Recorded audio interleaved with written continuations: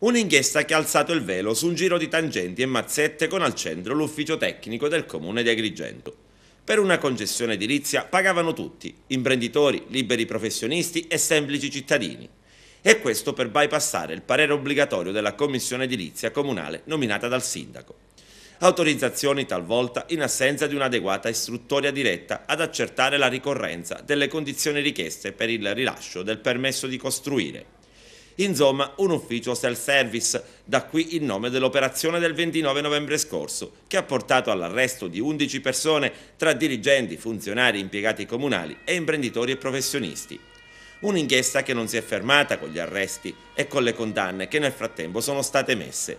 Agenti della Digos, agli ordini del vicequestore Carlo Mossuto, sono tornati nuovamente a bussare alle porte del comune per acquisire, su incarico della procura agrigentina, altre 17 pratiche edilizie. Tutte sospette e segnalate ai magistrati dal nuovo dirigente dell'UTC, Gaetano Greco, che nel frattempo si è insediato. Le nuove pratiche, finite sotto la lente di ingrandimento degli investigatori, riguardano concessioni edilizie rilasciate nella zona del villaggio Mosè e sarebbero in buona parte provenienti dallo stesso studio tecnico. Tra i personaggi centrali dell'inchiesta il dirigente Luigi Zicari, al quale proprio in questi giorni il comune ha notificato il provvedimento di sospensione dal servizio. Non si escludono ulteriori colpi di scena.